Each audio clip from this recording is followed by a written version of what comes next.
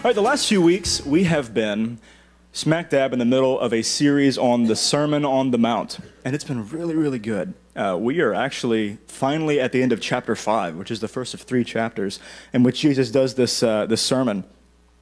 But it's been fantastic, because the Sermon on the Mount, and we mentioned this a lot, but it's just so important to reiterate. Jesus covers in this message kind of every major area of life, and he shows us how to actually live it out. Like, here's how to actually do it. Here's how to do this stuff. And so, as Christians, it's our thing. We want to learn how to live life from Jesus. So the Sermon on the Mount is a crazy important resource for us to take advantage of. And it's been great. We really, in the Sermon on the Mount, what he did in chapter 5 is, first he showed us what it means to be truly well off by going into the Beatitudes. And then he shows us what it means to actually live a good life, or a righteous life, a life that goes beyond the righteousness of what he called the scribes and the Pharisees. And so it's been really good. And so finally now, we're moving out of chapter 5 and into chapter 6. Finally, new ground, blazing ahead. If you guys have missed, or if any of you haven't been here for really any of the last few messages, we have all those recordings online, and I really encourage you to check them out because it's such valuable information. But we're blazing in the new ground here. But just to reiterate for those of you who haven't been here for the last few weeks, to give you some context and backdrop for what Jesus does here in the beginning of chapter 6. In chapter 5, it's really all about, he's showing us how to live out what he calls the abundant life. He says, I came that you may live life and life abundantly, have life and life abundantly. And in chapter 5, he's showing us how to actually live it out. Here's what it means to be truly well off. Here's what it means to actually live out the law that God called you to live out. And so in chapter 6, starting right at the beginning here, he pauses for a moment. He pauses to alert us to one of the biggest things that, if we allow it to sit in our lives unchecked, can single-handedly mess your life up. There's one thing that if you just let it go, if you don't keep a tight rein on it, it can single-handedly just mess you up. It can mess up your actions, mess up your motives.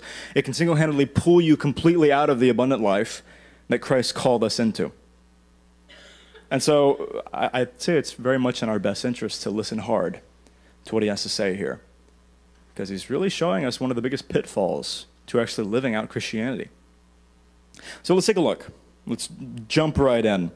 Once again, Jesus is launching into this immediately after the previous section we looked at in the last few weeks, in which he goes into the Old Testament law, as in do not murder, do not steal, what have you. And then he goes deeper. He shows us the fulfillment of the law beyond the righteousness of the scribes and Pharisees. In other words, he takes it from the external action into the internal motive. And right after he goes into this, right after he talks about that, he jumps into this thing we're talking about this morning. For those of you who want to follow along, we have it right here on the screen. You can also pick up your Bibles. We're right at the beginning of Matthew chapter 6, starting in verse 1. Ready? All right. Jesus says, beware of practicing your righteousness before other people in order to be seen by them. Otherwise, your Father who is in heaven will have nothing to do with it. Again, he's showing us how to live out a truly righteous life, and then he says this, now you really got to watch out for this thing right here.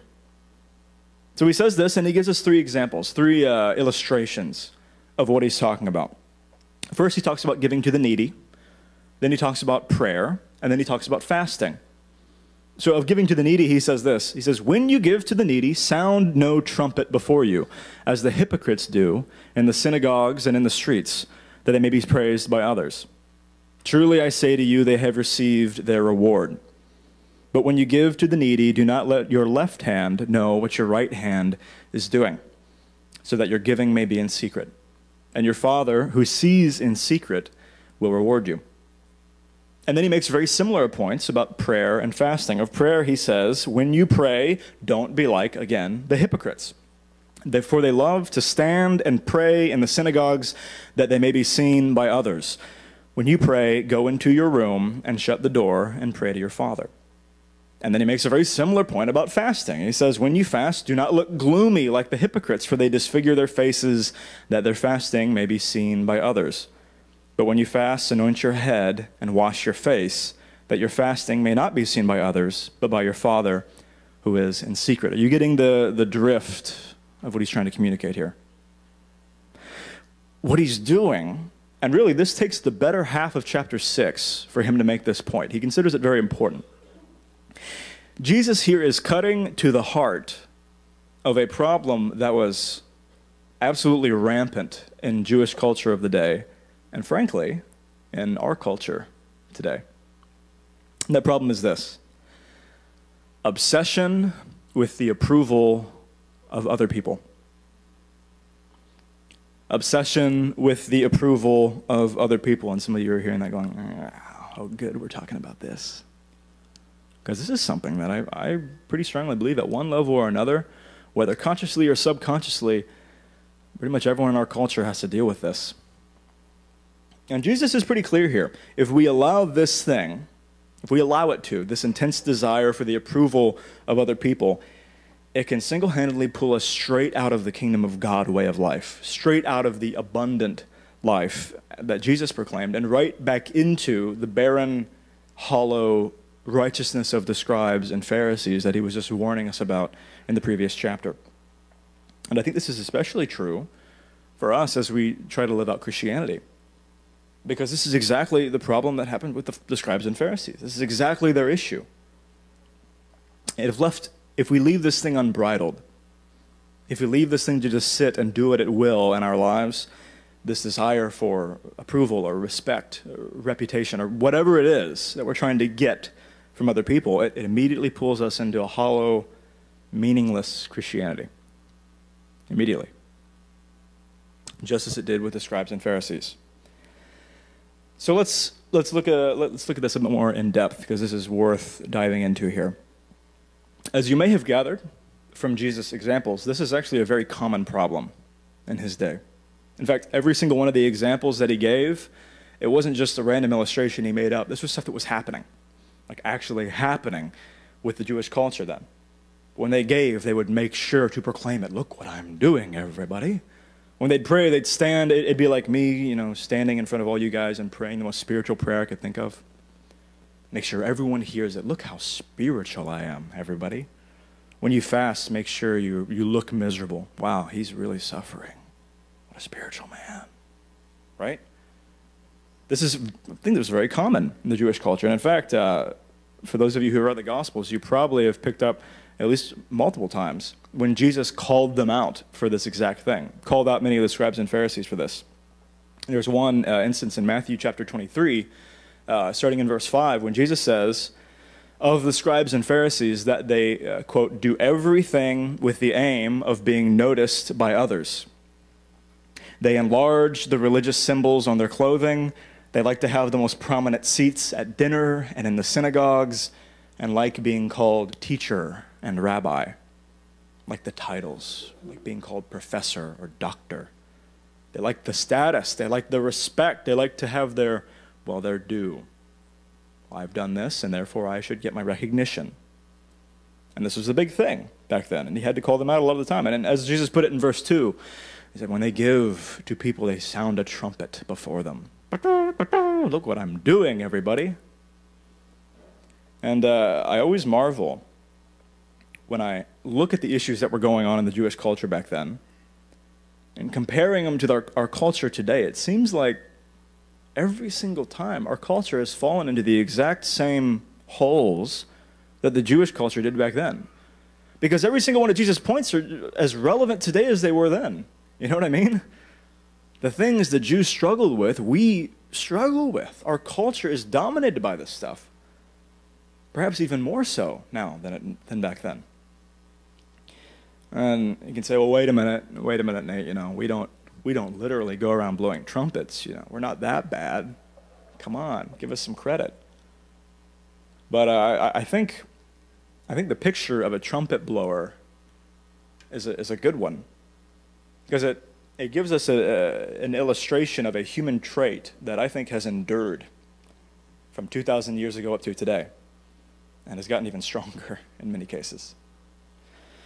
Because, look, I mean, the fact of the matter is, and I think just a little bit of reflection will bring you to this conclusion, we live in a culture that's dominated by the desire for the approval of others, really dominated or obsessed by what other people think, one way or another.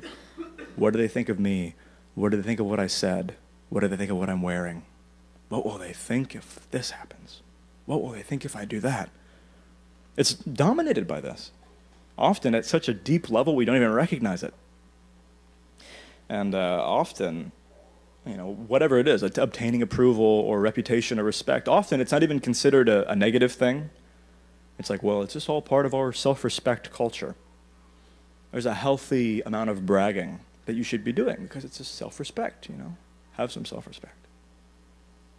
It's a healthy thing to seek the approval of others because, what else is there, right?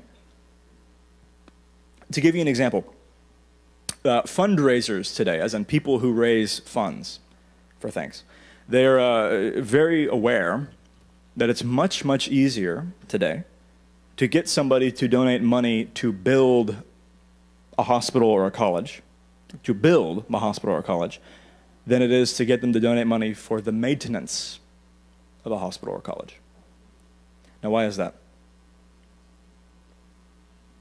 Well, if you donate money to get the college built, then maybe one of the buildings gets named after you, right?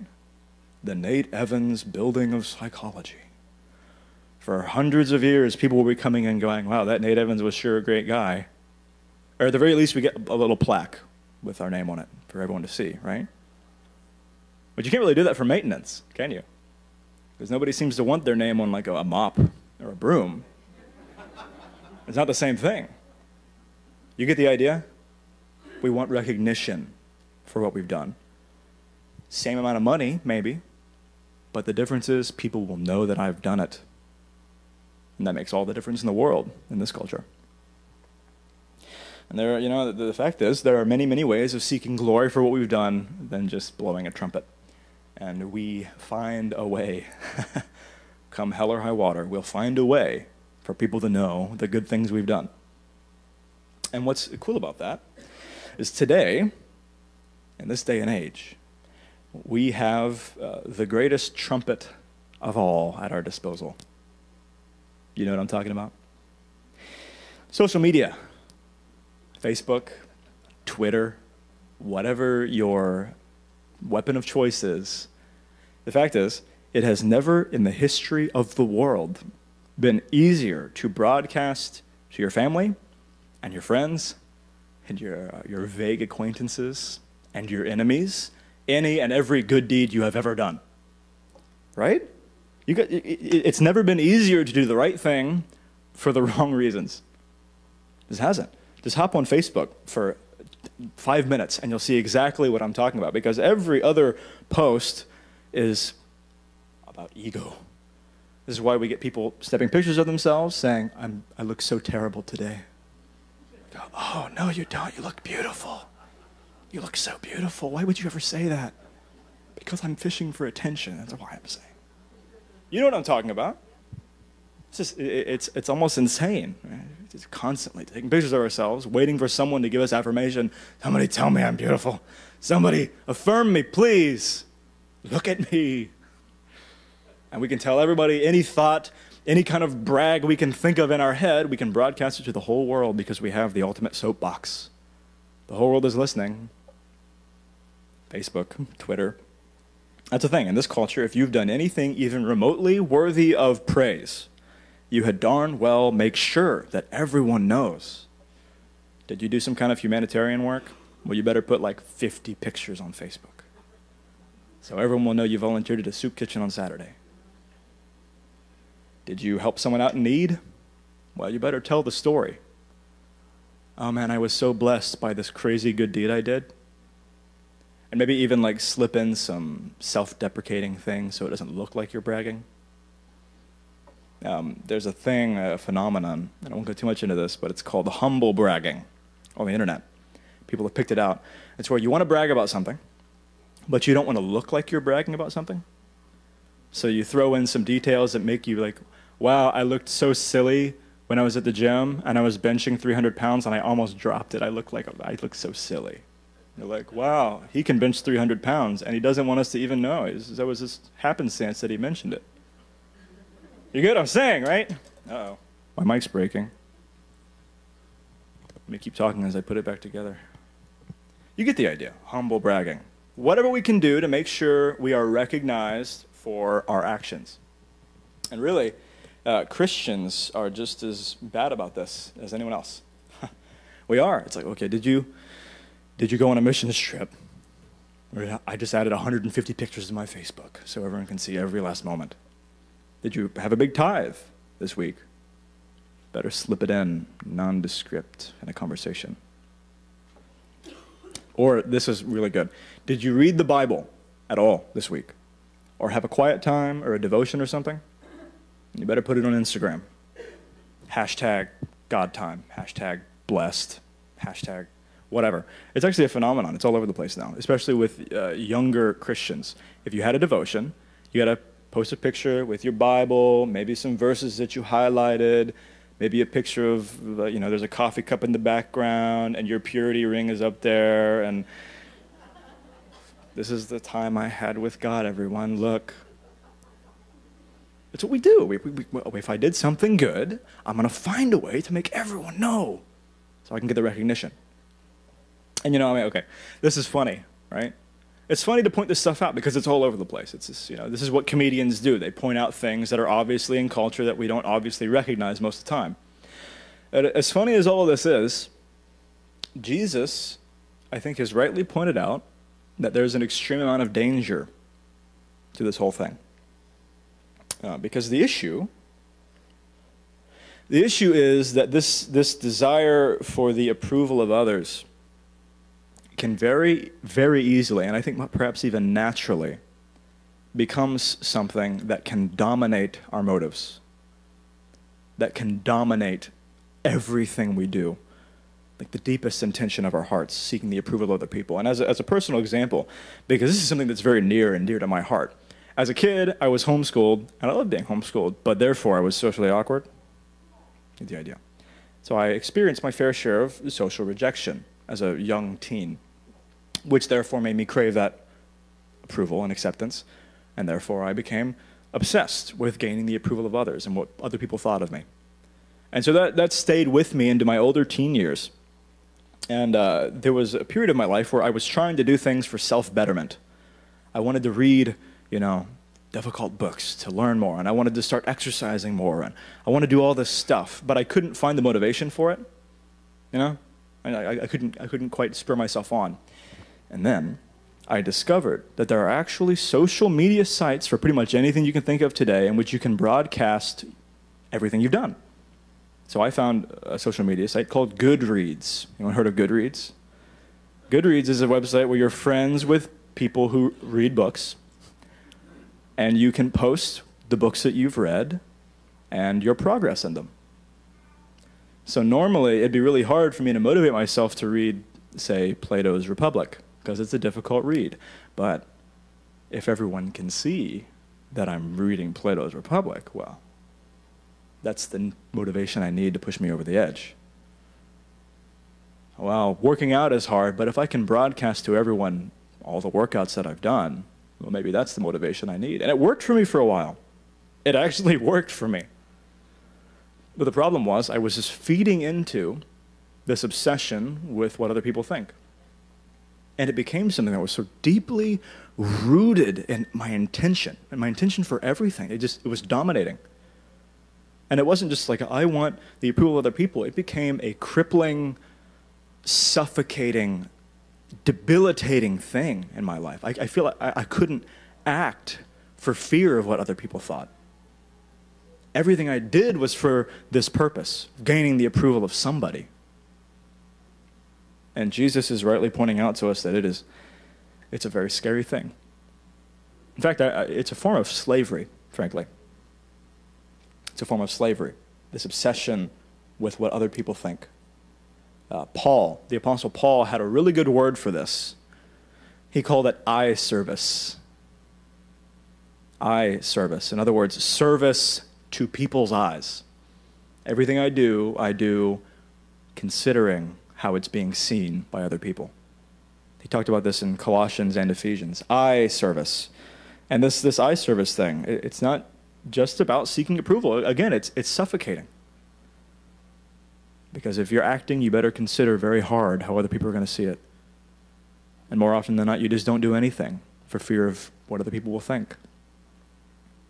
There's a gentleman named Clyde Reed, who was an author and researcher of some renown, and he wrote a book some years back about church life, how churches function together. And he noted this. He said, the adult members of churches today rarely raise serious questions for fear of revealing their doubts and being thought of as strange. You relate with that? This is the main reason why churches today, we do not go deep into anything. Because it's scary. What if I have to actually ask a question? I can't let other people think that I wonder and doubt about stuff. Because the simple fact is, in churches today, there's very, very little openness. There's very little openness in whatever you're talking about, a Sunday morning service, a small group, whatever, because we fear it. We fear being open. We fear what others will think if we're open. We fear what others will do to us if we're open about what we struggle with, what we doubt about. I was talking with some friends recently, and we were talking about this exact idea. And this person, he said that sometimes when he's sitting in a worship service, he likes to just sit down and worship instead of standing up. Just like to sit and worship, which frankly, that's my preferred means of worship. I like to sit more than I like to stand. But he said sometimes he'll be sitting and then worshiping, and suddenly he'll get really self-conscious about, what if other people don't think that I'm worshiping? What if they just think I'm just sitting here, not worshiping at all? And then, okay, I've got to find some kind of way, some outward expression of worship to show them that I'm actually worshiping. I think we can all relate with this to some degree. You know what's scary? I think if we honestly compared the time that we spend in church thinking about what other people think or may think, compare it to the time that we spend thinking about what God thinks of us, we'd probably be shocked and embarrassed. In church, not even considering outside in the rest of the world. And this kind of focus, this kind of obsession with what other people think, it pulls us and our actions and our motives and intentions straight out of the abundant life and into the hollowness of the righteousness of the scribes and Pharisees. The same thing they fell into. Jesus put it really, really well in John chapter 5. He said, how can you have faith when you seek glory from one another and do not seek glory that comes from the one who alone is God? How can you even pretend to live out a life in service to God when really you're just trying to find ways to serve other people, serve their eyes? So this is obviously a problem. And what do we do about it? Jesus rightly pointed out this is an issue, and that this thing can single-handedly mess you up. But what do we do about it? This is something that's it's very deeply rooted in our culture, and I think very deeply rooted in many of our motives in general. This is something that I've had to deal with for years and years and years, trying to pull myself out of this obsession with what other people think. First, as a sort of an aside here, we really need to note and mention that Jesus is not teaching here that we need to hide our good deeds. In chapter 5, he explicitly said, let your good deeds shine for all to see, that they may give glory to God. There's nothing, maybe there are times in which you should hide your good deeds, but that's not the point. There's nothing inherently wrong with other people seeing that you've done something good. The issue here, just as it was in chapter 5 when Jesus looked at the Old Testament law, it's an issue of the intention of our hearts, of what happens inside, of the motive for why we do things. In other words, the question is not, are we going to get seen doing a good deed? The question is, are we doing a good deed in order to be seen? Or even, are we going to go out of our way to ensure that our good deed gets recognized? Make sense? Because that's where the problem is. That's where the pitfall lies, when our intentions are skewed from the beginning. There's a gentleman named Os Guinness. He's a well-known Christian author and thinker. And he wrote about a Christian group known as the Puritans in early American history. And he said of the Puritans that they lived their lives as though they stood before an audience of one. They lived their lives as though they stood before an audience of one. In other words, they carried on their lives as if the only one whose opinion mattered was God. Because I think they understood that that's exactly what Jesus taught. And how often do we live our lives as though we're before an audience of hundreds, thousands? And theirs are the opinions that we seek. Maybe God's just one among that audience. Just thinking about it for a second, isn't that a messed up idea?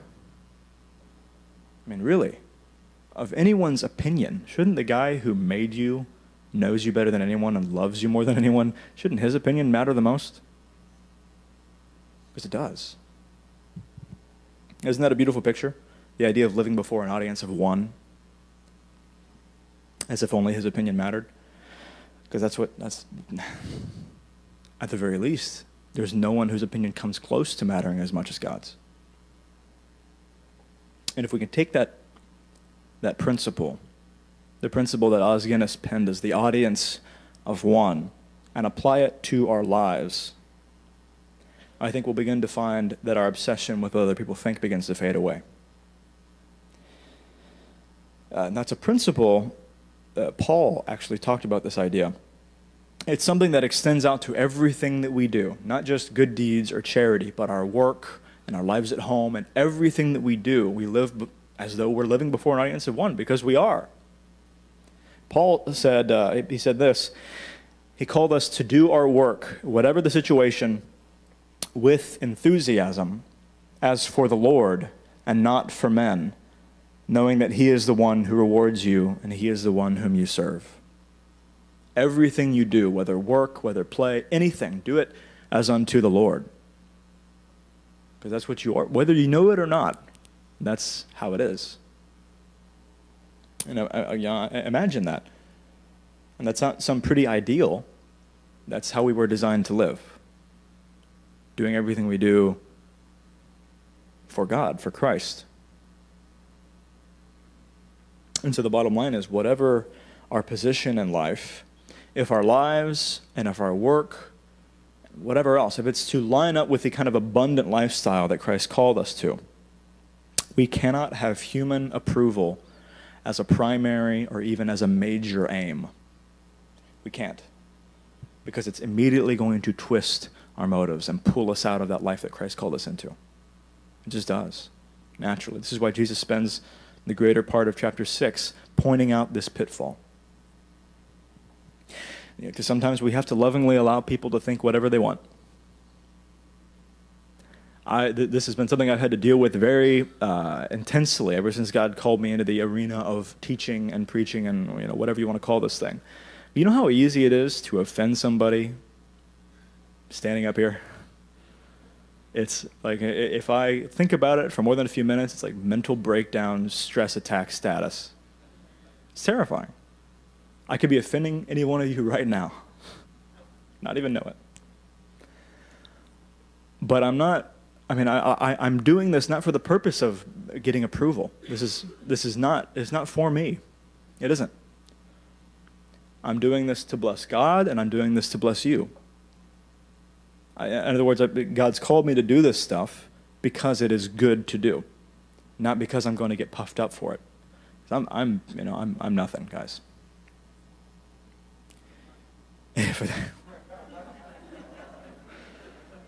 Yeah, I'll send you a copy of my pay stub. You'll laugh that one off. Sometimes we just have to let people think whatever they will. And that's really hard. And sometimes we can help people understand. Sometimes if it seems right, we can help people understand, help people appreciate what we're doing. But the bottom line is we are serving God. The bottom line is our motivation is to bless God and is to bless other people with our actions and not to have some kind of twisted benefit for ourselves. Because every single time that's going to end us at a crossroads between puffing yourself up and between doing what is actually right. So Father, thank you that you've pointed this out to us, God. It's so easy to fall into this thing. And it's something that dominates our culture so strongly. And Father, I pray that you'd help us to pull ourselves out. You would pull us out yourself, Father. Come alongside us and walk with us. God, I pray you'd show us the importance of this thing. And you'd help us as we shape our lives around doing what's right for your sake and for the sake of other people, not for our sake. We love you, Lord. Amen.